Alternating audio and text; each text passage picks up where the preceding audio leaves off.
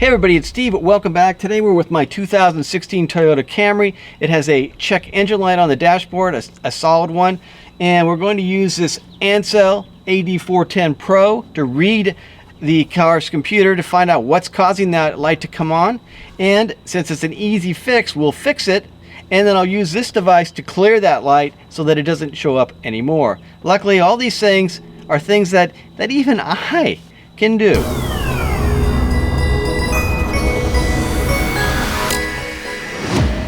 Okay, so let's talk about this little Ancel unit. This is the AD410 Pro.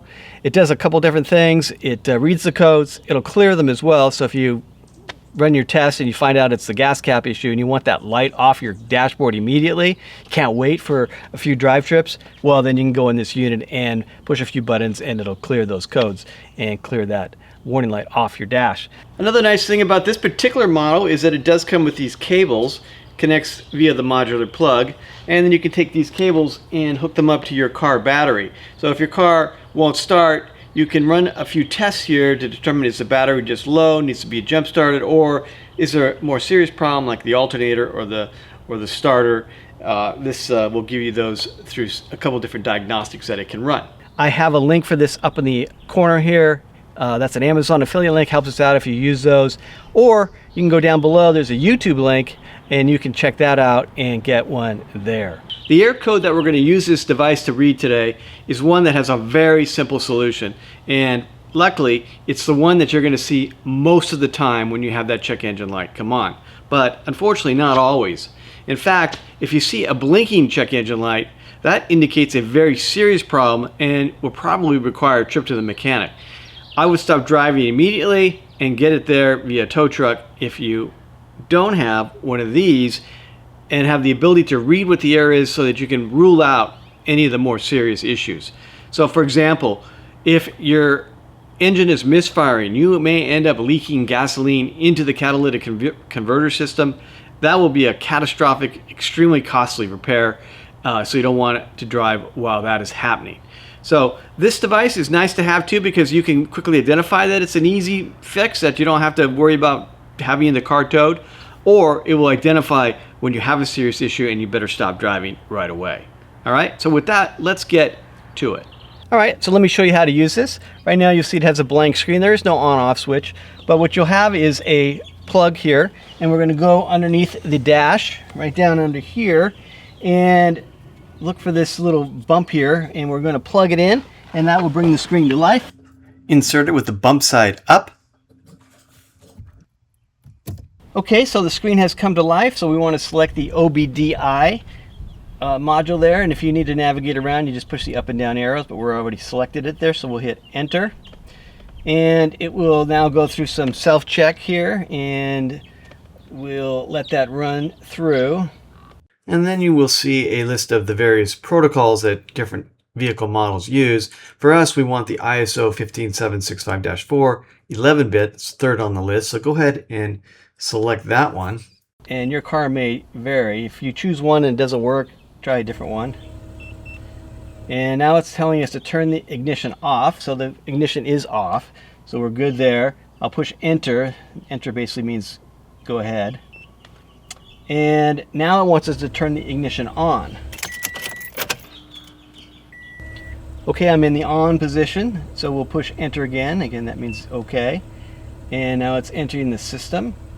And it'll bring up some information there, which we don't really care about. Go ahead and push enter. All right, that takes us to a little menu. First one on the menu is read codes. Then we have erase codes and some other options. Make sure that you select read codes and push enter. And then it will process, and you'll see error 441 for us, which is an evap system incorrect purge flow, whatever that means. Evap does mean evaporative emissions control system, so that is related to the smog control. But if we want to get some more detail, we'll push enter again, and then it will list the possible causes. All right, the causes include a missing fuel filler cap, incorrect fuel filler cap, a fuel filler cap that remains open, or foreign matter in the fuel filler cap. So basically what this is telling us is that there's some issue with the fuel filler cap. So let's go back to our gas cap and see what's up. Okay, so here we are at the gas cap. Let's just check it here. and it is just a little bit loose. Now, it says right on there that you have to tighten until you hear one click, and you can see that it's here. It required at least another couple turns before we hear that click. So it was definitely loose. So again, it says right on here, tighten until you hear that click, or else the check engine light will come on. All right, now if you come back and you find that the gas cap is tight already, before you rule this out as the cause of your warning light, think about, was it possible that the cap was tightened after the light came on? Tightening it is not going to solve the problem immediately. It takes a number of trips before the computer can establish that the seal has been reestablished, and it turns that light off. So think about that first. But if that doesn't solve it, then take a look at the cap itself and make sure that it's not damaged, because any break in this seal will upset the car's vacuum sensing equipment. So if you tighten the cap all the way, it doesn't go any further, and you don't hear that click, it is possible that you have a defective cap.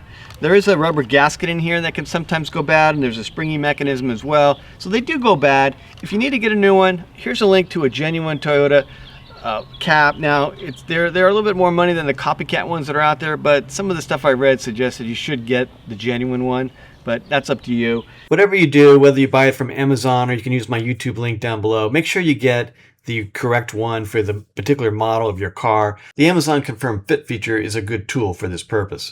Once you have the new cap, you just take a little flathead screwdriver. You're going to come in here and pop this off, and then go grab your new one and push this piece back in there, just like that, and secure it until you hear that one click. If the gas cap looks okay, make sure that there's no debris or any other obstruction around the seal. Again, anything that breaks that seal could be causing the problem. Okay, so one of the annoying things about this problem is that even though you may be 100% satisfied that the fuel filler cap was the issue, now you've replaced it or you tightened it or you cleaned out the debris, whatever you've done, you think, okay, well, it's fixed. You'll come back, you'll start the car, but the light will still be on your dash. You'll still have that check engine light illuminated. And that's because the car does not check every single time you start the car, and it doesn't accept that the data it's getting is correct until it has gone through a number of cycles. So you're going to have to drive it 5 or 7 times, probably even on the freeway, to make sure that the car recognizes that the issue has been solved. Now, the alternative to that is you can go back to your Ancel device, and this thing can actually clear those codes for you and get that light shut off immediately.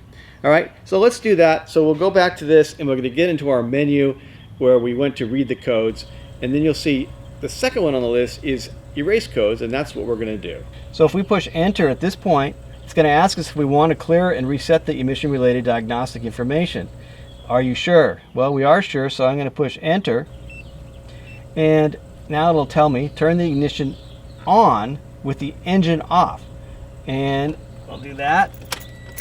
We will push enter to advance, and now it says it has been cleared.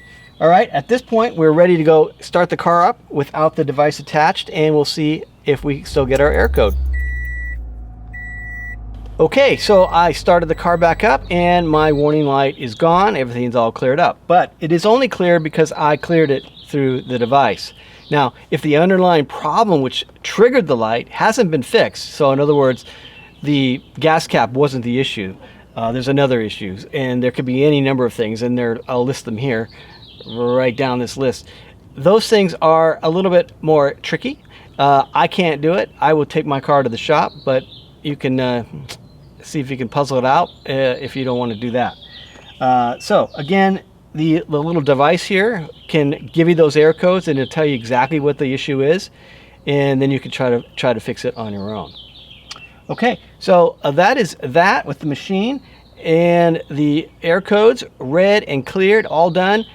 That's all I have. So if you found this video helpful, please hit that like button, please subscribe, use our affiliate links, and until next time, this has been Steve for things that even I can do.